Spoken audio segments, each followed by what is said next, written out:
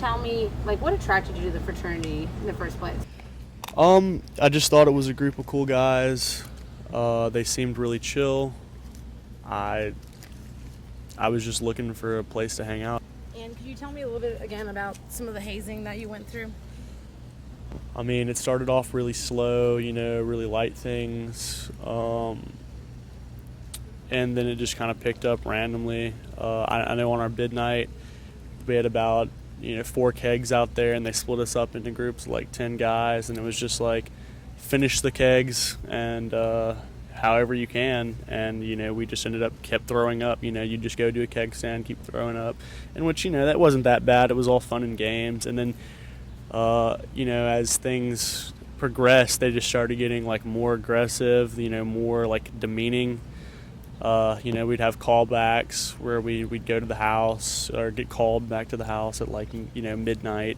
We'd be there till 5 in the morning. We'd all be lined up in the dining hall, doing push-ups, getting beer poured on us, them telling us we're pieces of shit for not knowing certain information, pouring food on us. And, if you walked out, you got calmed down by another active, and you were just given a cigarette, given a beer, told to get back in there because you were letting your pledge class down basically. And that's how they kept you in this vicious cycle. It's just like you thought you were letting everyone down by not doing this. So you didn't really do it for yourself. You did it because you had gone through all this stuff and you didn't want that to be for nothing, but also because you were doing it for these other guys that were supposed to be your brothers. And also, can you tell me a little bit about the steam shower thing that you were mentioning to me earlier? Yeah, so we had been, me and probably 10 other guys were dressed in a full suit, taken into one of the bathrooms at Acacia, and the steam had been turned on from all the faucets, or the hot water had been turned on from all the faucets. And we were just made to sit there, to rise and kneel, which basically means, get on your knees and kneel and then stand up for like 4 hours straight with no water.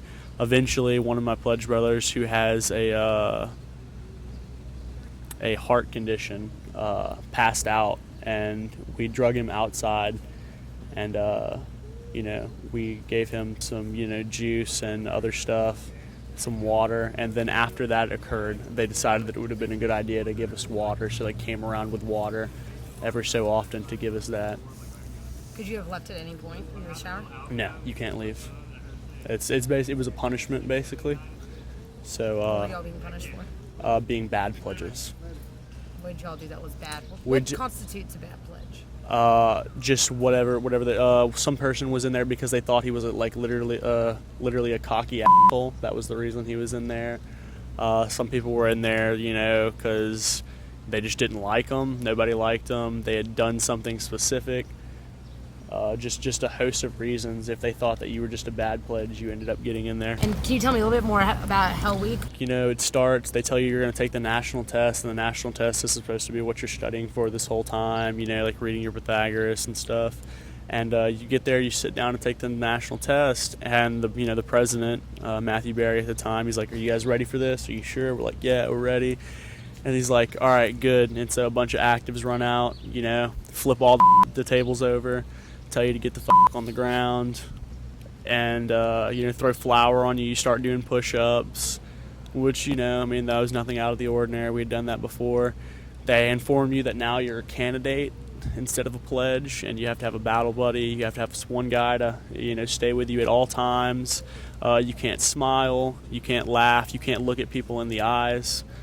And then they locked us up in this small ass room, the library, where we were forced to, we basically got sound torture. You couldn't sleep, so to make you not sleep, it's kind of what they do in Guantanamo Bay. They'll blast a song at you for 4 days straight, and we just do various tasks around the house with no sleep, no food. At one point, during the first night, they took us upstairs and said this was our last meal for the week, and it was a tarp laid out with cat, dog food and other rotten food, and we were all forced to eat it until it was gone, which was a lot of food, and we would just throw up everywhere, and we had to eat that just over and over again.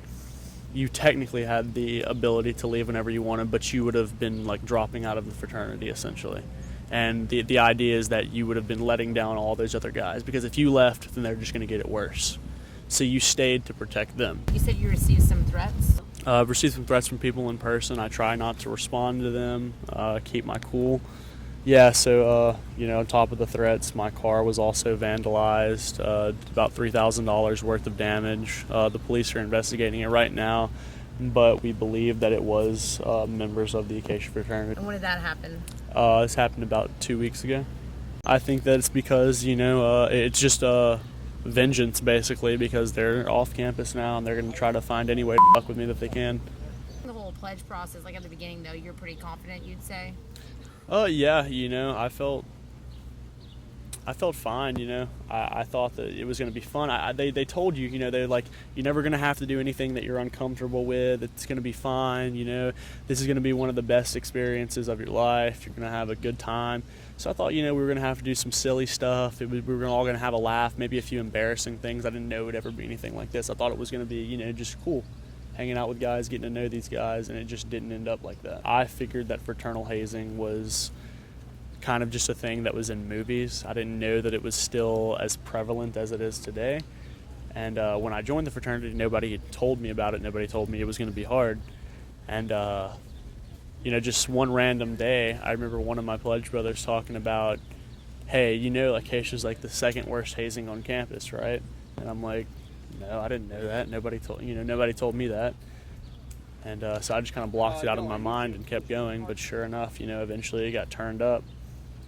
I think, the biggest surprise is that all fraternities aren't like that. That it differs, like what happens differs a lot based on the fraternity.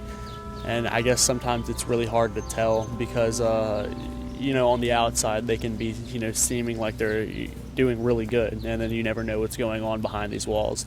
They're essentially a group of people that hide behind privacy laws, to get away with the things that they do. And just it amazes me like how many people have dropped and not come out about it, but have wanted to come out about it because they're scared of retaliation, of what's happening to me right now. So you wrote an email, correct, to the Greek life office? Yeah. And were you worried about what would happen after that? I was, but I was more concerned about what would happen if I didn't, for people who would have been in the same position as me and would be going through the same things as me. Somebody could have gotten hurt, and that's what I was worried about. And it's more important to try to protect people than allow these people to go on in secrecy. My parents were supportive, but they didn't, they had never gone through anything like this. They didn't really know what to do. They had, they couldn't really offer any solid advice. The only thing they could say is, do you want to leave? And it's like, I don't know, it's kind of like psychological manipulation. You don't really want to leave, but at the same time, you probably should. It's akin to being in like a abusive relationship. You don't really want to leave your abuser. And you think leaving was a good decision? Yeah. Best decision I made. Yeah, and talk a little bit about the smoking thing again, the packs. We were locked in a room. We had to smoke 47 packs of cigarettes between all of us. Some people had to get big lips of dip, and a few people, had to consume so much tobacco or nicotine that they got sick. They probably got nicotine poisoning and were in the bathroom throwing up. And you said that Acacia is also under investigation for criminal charges. You said they vandalized your car. They vandalized my car. They're under investigation for theft, for things stolen during a pledge trip to Auburn. It was strongly encouraged that pledges, I didn't attend this, but it was strongly encouraged that pledges were to steal items on this pledge trip to the LSU versus Auburn game by Acacia. So they're under investigation for that as well. And, when they first started picking up the hazing, what were your thoughts? I didn't think that it would get much worse when it started picking up. I thought, this is just, this is going to be like a one-time thing. It's just a silly ritual, but it just kind of became like a constant thing, and then it would bump up again, and then constant out, and then bump up again. They did it in little sets every month. The first of every month there'd be new rules. It would get a little bit worse. I mean, everybody kind of had their doubts at one point. I mean, a lot of people were just kind of like, just study your just shut up and just get through it. What was disturbing was that a lot of them were looking forward to being able to do this to pledges when they were actives. That's what they were talking about. Oh, I'm gonna with so many pledges when I'm an active. I'm gonna do this to so many people, and I was just like, that's not right, dude. You can't just. I don't understand like why you would want to do that. What amazed me is I talked to like other people who were in other fraternities and told them about like my experience, what I'd been going through, and they were shocked. They were like, we never did anything that bad. Like they had like one night where they would just something comparable might have happened, but it wasn't their entire like existence through pledgeship. They I feel like kind of got the short end of the stick there. What do you think of the whole denial of hazing? You go through this process, everyone denies their hazing. You think it's kind of like a public relations thing? It's just the same with any rule. You get away with what you can. We all know that LSU's, but it's illegal to drink under 21. Everybody gets drunk at LSU. Tailgates come around. You've got pledges. It's obvious who are the pledges, and it's obvious that those pledges are freshmen who are 18 years old out there getting hammered. It's just one of those unspoken rules that you don't talk about it, and it's going to happen. Which it's dangerous. And it sucks, and I don't really know how we can change it because it's really going to take the dismemberment of societies like this in order to allow that to happen. You got to send a message that it's not okay, And were you pretty upset just by this whole thing? I mean, I was just for a small bit, but I kind of blocked it from my mind. If you knew someone that was interested in rushing a fraternity, would you warn them against that, or how would you approach that? I would just tell them to make sure that you know people who are in the fraternity, and talk to them personally, and so that they're not bullshitting you. Because if you don't know anybody there, you're just meeting these people for the first time. You don't really know what their intentions are. I didn't really know anybody in Acacia when I joined. And so if you know somebody, you can sit down and talk to them and be like, hey, dude, be real with me. What did you guys do when you were pledges? How is it? Is it bad? Is it not too bad? And, if they're your friend, they're going to be honest with you. And how do you think this whole thing fits in? Recently there's been so many things about fraternities coming out in the news. Like, how do you think this adds to it? I mean, some people would say, it's the fall of America, we're becoming too soft, but I would say it's just like the beginning of like an enlightened age where we say that we're not going to tolerate things like this. We're going to have to find a better way, a less primal way to do things in our society. We no longer accept, everybody understands that it's not okay just to walk up and punch somebody in the face. And eventually hazing is going to be one of those things where it's just not okay. It's just, and I think it's becoming that way now, but it's still like to these guys, I feel like they're brainwashed to the point where they're like, this creates brotherhood. This is good. Like what we're doing is a good thing. And it's because they had to go through it when they were pledges. So they need a reason to make it okay for what they're doing to people. And so it's just a continuous cycle of lies being fed to these people.